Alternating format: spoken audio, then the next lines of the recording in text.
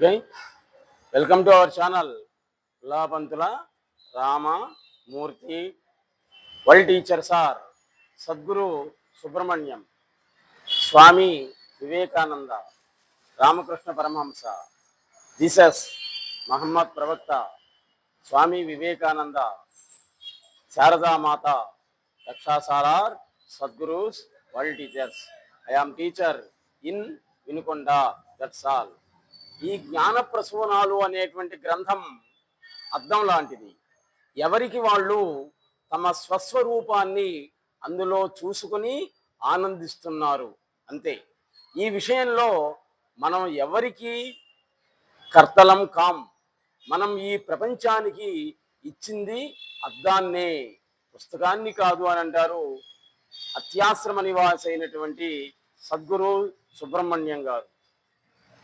సద్గురు సుబ్రహ్మణ్యం గారి దగ్గరికి వెళ్ళేటువంటి మార్గం అత్యాశ్రమం, తుఫాన్ సెంటర్, గిరి ప్రదక్షిణ రోడ్డు, శ్రీకాళహస్తీశ్వర స్వామి గుడి దగ్గర, శ్రీకాళహస్తి. ఈ అడ్రస్కి వెళ్తే అవధూతైనటువంటి సద్గురు సుబ్రహ్మణ్యం గారిని దర్శించవచ్చు. మన వీడియోలన్నీ కూడా మనశ్శాంతికి సంబంధించినటువంటివి, ఆధ్యాత్మికకు సంబంధించినటువంటివి. పిల్లవాడు వయనుండి చదివి చదివి చదివి చదివి ప్రశాంతతను కోల్పోతున్నాడు. భార్యా పిల్లల్ని పోషించుకోవడానికి ఒక్కొక్కరు అనేక రకాలుగా ఉదయం నుండి సాయంత్రం వరకు కష్టపడుతూ ఉన్నాడు.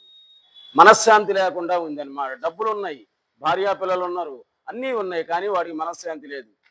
ఇది ఓవర్ వర్క్ వల్ల మనశ్శాంతి లేదు. ఆ మనశ్శాంతి కలిగించేటువంటివే మన వీడియోలన్నీ కూడా. కాబట్టి ఈ వీడియోలని మనశ్శాంతిగా ఉన్నప్పుడు, అంటే ఉదయాన్నే 6:30 కానీ, లేకపోతే రాత్రిపూట అన్నంతా టీవీలు కట్టేసి చూడండి, మానసిక ప్రశాంతతను పొందుతారు. మీకు ఎన్నున్నా కానీ మనశ్శాంతి లేకపోతే అవన్నీ లేనట్లే. అందం ఉంది, మందం ఉంది. మందం అంటే బలం, వేరే అనుకోవాకండి. మందం అంటే బలం. అందం ఉంది, మందం ఉంది, బలము ఉంది, కులము ఉంది, సంఘము ఉంది, మతాలు ఉన్నాయి, అన్నీ ఉన్నాయి. ఎందుకు తగలబెట్టినా ఉండాల్సింది లేదు మనశ్శాంతి. ఇది మనశ్శాంతిని కోల్పోయామన్నమాట. అందుకే ఈరోజు మెంటల్ కేసులు ఎక్కువయ్యారు జనాలలో. చదివి చదివి చదివి చదివి వాడి మానసిక శక్తి కూడా మెంటల్ వాళ్ళ తిరుగుతున్నాడు. సాఫ్ట్వేర్, హార్డ్వేర్, ఆవేర్, ఈవీర్ అని. ఎందుకు తగలబెట్టనా? ఉపయోగం ఏం లేదనమాట వాటి వల్ల. అది జరిగింది ఉంది, కానీ వాడికి మనశ్శాంతి లేదు. పాపం ఓవర్ వర్క్ వల్ల మనశ్శాంతి లేదు. కుటుంబ పోషణలు కానీ రాత్రి బావులు కష్టపడుతున్నాడు ప్రతి ఒక్కరూ కూడా. కొంతమంది పిల్లలకు పాఠాలు చెప్పి, కొంతమంది నాన్ టీచింగ్గా ఉంటూ, కొంతమంది వ్యవసాయం చేసి, వ్యాపారాలు చేస్తూ ఓవర్ వర్క్ వల్ల మనశ్శాంతిని కోల్పోతున్నాడు అనమాట. అటువంటి వాళ్ళకి మనశ్శాంతిని ఇచ్చేటువంటివే సద్గురు సుబ్రహ్మణ్యం గారు ఈ అవధూత యొక్క ప్రవచనాలు. కాబట్టి టీవీలు కట్టేసి మనశ్శాంతిగా చూడండి, మానసిక ప్రశాంతతను పొందుతారు. ఏం చెప్తాడు? నీవు దేవుడి దగ్గరికి పోయినప్పుడు, స్వామి నాకు ఇది కావాలి అంటున్నావు. ఇది డబ్బులు లేనటువంటి వాడేమో డబ్బులు కావాలంటున్నాడు. పెళ్లి కానివాడు, ఆ పెళ్ళి అయితే నీ కొండకొసి గుండు కొట్టించుకుంటా అంటున్నాడు అనమాట. పిల్లోడే నాకు ఎంసెట్లో ర్యాంక్ వస్తే, నాకు ఎంబీబీఎస్లో సీట్ వస్తే నీ కొండకొసి గుండు కొట్టించుకుంటా అంటే వీడు పోయి ఇంకా రాకపోతే వీడు పోడు అనమాట. ఆయన ముఖం కూడా చూడడు. పెళ్లి కానివాళ్ళు పెళ్ళి అయితే, పెళ్ళి అయిన వాళ్ళ అమ్మాయికి పిల్లలు పుడితే, పిల్లలు పుట్టినటువంటి వాళ్ళు బాగా చదివితే, వాడు చదివి మళ్ళీ డబ్బులు వస్తే, ఇది వీళ్ళు కోరే కోరికలు. అందుకే సద్గురు సుబ్రహ్మణ్యం గారు ఏమంటున్నారంటే, అసలు నీకు పుట్టించినటువంటి వాడికి తెలుసు నీకేమి ఇవ్వాలో. చూడండి ఏం చెప్తున్నాడు. నీకు ఏమి ఇవ్వాలో ఏది ఇవ్వకూడదో వాడికి తెలుసు అనమాట. ఇది కాబట్టి నువ్వు అడగాల్సిన అవసరం లే. పిల్లోడు అడుగుతేనే తల్లి పాలిస్తుందా? చూడండి ఏం చెప్తున్నాడు. చిన్నపిల్లవాడు 2 సంవత్సరాల పిల్లలు అడుగుతేనే తల్లి పాలిస్తుందా? వాడు ఆకలి ఆమెకు తెలుసు. ఇది అడుగుతేనే తల్లి అన్నం పెడుతుందా? వాడు ఆకలి ఈమెకు తెలుసు, అందుకని పెడుతుంది అనమాట. అంతే. అదేవిధంగా నువ్వు దేవుణ్ణి, అవధూతల్ని ఏం అడగాల్సిన అవసరం లే. వాళ్ళ దగ్గర పోయి మౌనంగా నిలబడితే చాలు. మౌనమే అలంకారం. అవి కావాలి ఇవి కావాలని అడిగావు అనుకో, ఏంటి 100 బస్తా టెంకాయలు కొట్టి, 20-30 అగరబత్తీలు ఆయన చుట్టూ తిప్పి, హారతులు ఇచ్చి, హోమాలు యజ్ఞాలు చేయించి, ఓ నాకు అది చేయించు. కానీ అది రావాలని చేయించవాకు. అంటే అది వస్తే నువ్వు చేయిస్తావు, లేకపోతే చేయవన్నమాట. అప్పుడు ఆయన ఎట్లా ఆలోచిస్తారో తెలుసా, నువ్వు నటుడు అయితే ఆయన మహానటుడు. ఇది నువ్వు నటన చేస్తే ఆయన మహానటన చేస్తాడనమాట. ఆయన నీకు తప్ప అందరికి ఇస్తాడు తీసుకుపోయి. అది అడుక్కునే వాళ్ళు ఉంటారు చూడండి, పాపం ఉదయాన్నే మురికి గుంటలలో కాలువలలో మురికి తీసేవాళ్ళు, వాడికి ఉండి ఉండి ఉండి ఉండి ఒక 10 బంగారు గాజులు దొరుకుతాయి అంతే. నువ్వు రోజు పోయి దండాలు పెట్టి అగరగబెత్తులు బస్తా టెంకాయలు కొట్టినా నీకు లేదు. వీడికి వచ్చిందనమాట అదృష్టం. పాపం వాడి గుడికి కూడా పోలే. చూడండి ఎక్కడొచ్చింది మరి తేడా. అది కాబట్టి సద్గురు సుబ్రహ్మణ్య గారు ఏమంటారంటే, నిన్ను పుట్టించినటువంటి వాడికి తెలుసు నిన్ను ఎట్లా పంచాలో, ఏ విధంగా చేయాలో, ఎట్లా చంపాలో కూడా తెలుసు అన్నమాట వాడికి. అన్నీ వాడే చేసేది. కాబట్టి ఆయన నువ్వేం అడగాల్సిన అవసరం లేకపోయి ఆయన దగ్గర ప్రశాంతంగా నిలబడి చాలు అంతే. నాకు ఏమీ ఇవ్వద్దు అను, అప్పుడు ఇస్తాడు అనమాట. ఇవ్వు అనుకో ఇవ్వడు, రివర్స్లో పోవాలన్నమాట. అదే చెప్తున్నాడు ఆయన. కాబట్టి ఇది కావాలి, ఇది కావాలి, ఇది కావాలి అంటాడు అనమాట వీడు. ఆయన ఏమంటాడు తెలుసా, నువ్వు రావాలి, నువ్వు రావాలి, నువ్వు రావాలి అంటాడు ఆయన. ఇది జరిగేదన్నమాట. చివరిలో లయకారకుడు కాబట్టి ఎప్పుడు వస్తావో ఎదురు చూస్తుంటాడు ఆయన. నీకు పుట్టినప్పుడే ఆయన అంటే బర్త్డే రోజే డెత్ డే కూడా రాశాడు.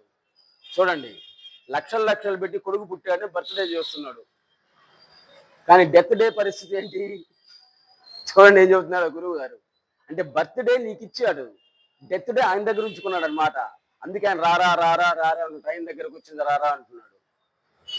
మనం ఏమంటాం, ఈ తాగుడు వల్ల పోయాడు, దీని వల్ల పోయాడు, దురలవాడు చచ్చాడు అంటాం. తాగుడు వల్ల వాటి వల్ల కాదు, వాడికి అంతవరకు టైం ఉంది అంతే. వాడి చేతిలో వాడు నరికాడు, వీడు చచ్చాడు అంటాం. కాదు, వాడు నరకపోయినా వీడు చచ్చేవాడు. అందుకే గురువు గారు చెప్తున్నాడు అనమాట, ఎవరైనా కానీ నిన్ను ఏదైనా అడిగితేనే చెప్పు, అడగకుండా ఎవరికి కూడా చెప్పొద్దు అని చెప్తున్నాడు. నేను నేను అంటూ అహం స్వరూపంగా నామరూపాలతో అహంకారంగా ప్రతి ఒక్కరూ కూడా ద్విపాత్ర అభినయం చేస్తున్నాడు. చూడండి ఇక్కడ ఏం చెప్తున్నాడు అని అంటే, ఏంటంటే నామరూపం. మీ అమ్మ నాన్నోళ్ళు పెట్టినటువంటి పేరు నీకుంది, వేరే వాడు సుబ్బయ్యో, ఎల్లయ్యో, పుల్లయ్యో, సుబ్బారావు ఏదో ఒకటి ఉంది, అది ఒకటి. నిజమైనటువంటి నేను అని ఉందే అది ఒకటి. రెండు అంటే రెండిటితోటి వీడు ద్విపాత్రాభినయం చేస్తున్నాడు అనమాట మానవుడు. ఒకసారి జడంగా, ఇంకోసారి చైతన్యంగా ద్విపాత్ర అభినయం చేస్తున్నాడు. అదే విధంగా ఆయన కూడా చేస్తున్నాడు. నిన్ను పుట్టించినటువంటి ఆయన కూడా ఎలాగా, ఏకంగా అంటే ఏకాత్మ వస్తువుగా, అనేకంగా జగత్తుగా ఆయన కూడా చేస్తున్నాడు. అంటే జీవుడు దేవుడు ఇద్దరు కూడా ద్విపాత్రాభినయం చేస్తూనే ఉన్నారు అంటాడు సద్గురు సుబ్రహ్మణ్యం గారు. కనేటువంటి వాడే కళ మొత్తం ఉంటాడు. శరీరం మీద మంచం మీద శరీరం ఉంది. నువ్వు కలగంటావు, కళ్ళలో ఎవడో వచ్చి తన్నినట్టు, కొట్టినట్టు, నువ్వు పోయి సముద్రాల్లో దూకినట్టు, కొట్టకపోయినట్టు వస్తుంది. ఓ అని కేకలు పెడుతున్నావు. నీ కేక ఇంటి పక్క వాళ్ళు కూడా బజారు మొత్తం లేచారనమాట, ఏంద్రా ఏంద్రా అని. అయినా కళ నుండి మేల్కోలేకపోయావు. అదేంది అసలు పరిస్థితి? నీ శవం అంటే శవమే ఇది. అక్కడ చైతన్యం ఉంది కళలో. కాబట్టి కళ కనేటువంటి వాడే కళ మొత్తంగా ఉంటాడు. కానీ కళను కంటున్నాను అనేటువంటి విషయం మర్చిపోయి కళలో ఏ ఒక్కడుగానో ఉంటాడు. కళలో భాగమైన గురువు కళలో ఉన్న తనకు నీవు కనేటువంటి ప్రపంచం నీ కళే, నీవే అని గుర్తుకు తెచ్చి మేల్కొలుపుతాడు గురువు. అంతే, ఒరే ఇదంతా ఒక పెద్ద కళరా అని నీకు గుర్తుకు తెస్తాడు అన్నమాట. ఆయనే గురువు. ఆయనకి ఇచ్చేటువంటి గురుదక్షిణే జాగ్రత్త స్వప్నాల నుండి మేల్కోవడమే. అదే గురుదక్షిణ అంటాడు ఆయన. మతాలు వేరైనా, కులాలు వేరైనా అందరికీ ఆకలి ఒకటే. చూడండి, అంతేగా, నీకు మతం వేరైనా, కులం వేరైనా ఆకలి అనేది ఒకటి. నువ్వు నిద్రపోయేటప్పుడు మతం ఉండదు, కులం ఉండదు. అందరూ నిద్రపోయేటప్పుడు మతాలు ఉండవు, కులాలు ఉండవు. మేలుకున్న తర్వాత నా కులం నా మతం తనుకొని వచ్చేది. ఆకలి నిద్ర అనేది నీకే గారు, కుక్క, పంది, పాము వాటికి కూడా ఉండేది. నువ్వు అనుభవించేటువంటి కష్టాలు సుఖాలు అవి కూడా అనుభవిస్తున్నాయి. ఇంకా నీకు దానికి తేడా ఏముంది అంటున్నాడు అనమాట. అందుకే అరిస్టాటిల్ చెప్పాడు కదా, మ్యాన్ ఈజ్ 2 legs ఎనిమల్ అన్నాడు అనమాట. 2 కాళ్ళ జంతువు మనిషి, అంతే, అంతకంటే ఏం తేడా లేదంటున్నాడు అనమాట. కాబట్టి ఉపాసనా భేదాలు ఎన్ని ఉన్నా కానీ అందరూ కూడా పొందేసిన స్థితి ఒకే ఒక్కటి. నాటకంలో స్త్రీ వేషధారి వేషం ఉన్నప్పుడు పురుషుడే, వేషం లేనప్పుడు పురుషుడే. జగన్నాటకంలో బాబు వేషధారి దేహమున్నా గాని ఆత్మే, దేహం లేకున్నా గాని ఆత్మే. ఆకాశంలో మేఘాలు ఉన్నప్పటికీ ఆకాశానికి మేఘాలతో సంబంధం లేనట్లే నేను ఈ దేహంలో ఉన్నప్పటికీ ఈ నాకు ఈ దేహంతో సంబంధం అనేటువంటిది లేనే లేదు. వెనక వస్తుంది అది. ఏ ప్రయాణమైనా ముందుకే చూడండి, మనం ఒక ఊరు పోవాలనుకోండి ముందుకే వెళ్తాం అనమాట. కానీ ఆధ్యాత్మిక ప్రయాణం వెనక్కు పోవాలి. ఇది మిగిలినన్ని కూడా రాబట్టుకుంటాం, ఇక్కడ ఆధ్యాత్మిక ప్రయాణంలో ఉన్నదాన్ని పోగొట్టుకుంటాం. అది జరిగేది. నేను అంటే విన్నది ఉన్నది అనేటువంటి అర్థం. ఉన్నది నేను అన్నా గాని ఒకటే, తేడా లేదు. మాయ అంటే ఏంటి? సకల నామరూపాలు దేవుడే అంటాడు. తనకు తానుగా దేవుణ్ణి చూడలేడు, అదే మహామాయ. ఇది తనలో ఉండేటువంటి దైవత్వాన్ని వాడు చూడలేకపోతున్నాడు అనమాట, అదే మహామాయ. కంటికి కళ్ళద్దాలు పెట్టుకున్నాం అనమాట, అయినా కానీ కనపడట్లే, అదే ఒక పెద్ద మాయ, మహామాయ అనేది. కాబట్టి ప్రతి ఒక్కరూ దేవుని ఉనికిని నిలబెట్టాలని ప్రయత్నించేవాడే. తీరా చూస్తే ఆశ్చర్యం ఏంటి అంటే ప్రతి ఒక్కరూ కూడా ఉనికి లేనటువంటి వాడే. తల్లిదండ్రులు చేసేటువంటి సేవా భాగ్యం ఇటు సంతానానికి కూడా ఉండాలి. నువ్వు మీ అమ్మా నాన్న వాళ్ళని నువ్వు సేవిస్తే నీ పిల్లలు నిన్ను సేవిస్తారనమాట. సంతానం చేత సేవ చేయించుకునే భాగ్యం అటు తల్లిదండ్రులకి ఉండాలి, ఆ అదృష్టం ఈ సంతానానికి కూడా ఉండాలి. ఆ సేవే సాధ్యమైనటువంటిది. మోక్షం అంటే ఏంటి చూడండి. నీవు వాడు అనేటువంటి ప్రథమ మధ్యమ పురుషులు నేను అనే ఉత్తమ పురుషుగా మారుకోవడమే మోక్షం, అంతే. సహా తౌ తే ప్రథమ పురుష, వాడు వారిద్దరు వారందరూ. త్వం యువాం యూయం మధ్యమ పురుష, నీవు మీరిద్దరు మీరందరూ. అహం ఆవాం వయం, నేను మేమిద్దరం మేమందరం, ఇది ఉత్తమ పురుష. కాబట్టి ప్రథమ మధ్యమ పురుషులు ఉన్నాయి కదా, వాడు నీవు అనేవి, అవి ఉత్తమ పురుషుగా మారిపోవాలన్నమాట. నేనే అంటే వాడు నీవు అన్నీ కూడా నేనే, అహం బ్రహ్మాస్మి. ఆ స్థాయికి పోతే ఇంక నీకు జపాలు హోమాలు మంచి చెడు ఏమి ఉండవు అనమాట. ఇవన్నీ కూడా ఆ స్థాయికి పోవడం అనేది గొప్పతనం. అంతవరకు ఇవన్నీ కూడా చేయించాల్సిందే, జపాలు హోమాలు ఇవన్నీ కూడా చేయించాల్సిందే. అంతరాత్మ అంటే మనస్సు, బహిరాత్మ అంటే లోకం, పరమాత్మ అంటే అంతర్బహిరు లేనటువంటి వస్తువే పరమాత్మ. అది అంతరం ఉండదు, బహిహి ఉండదు, రెండూ లేనటువంటి వస్తువే సద్వస్తువు. నీకు ఎవరు ఏది ఆధారం కానే కాదు, అందరికీ అన్నిటికీ ఆధారం నీవే, దాంట్లో డౌట్ ఏం లేదు. అది తెలుసుకోలేకపోతున్నావు అనమాట. అందరిలో అన్నిటిలో నేనున్నాను, నాలో అందరూ అన్నీ ఉన్నాయి అన్నటువంటి స్వానుభవ నిష్టలో మాత్రమే ఏ ఆలోచన ఏ ప్రశ్న అనేటువంటిది కలగనే కలగదు. తనువులో తానుంటే కళ. చూడండి ఏం చెప్తున్నాడో, తనువులో తాను ఉంటే కళ. తనువు అంటే శరీరం, తాను అంటే ఇక్కడ అహం నేను అనేది అనమాట. అంటే శరీరంలో నేను అనేది ఉంది కదా, అది కళ అంటున్నాడు. తనువుకు వెలుపల ఉంటే మెలకువా. చూడండి ఎంత బాగా చెప్పాడు గురువు గారు. నీ శరీరానికి వెలుపల ఉందనుకోండి, అది మెలకువ అవుతుంది అనమాట. కళా మెలకువలు అంటే అవే. కాబట్టి తనువులో తాను అనేది ఉంటేనేమో కళ.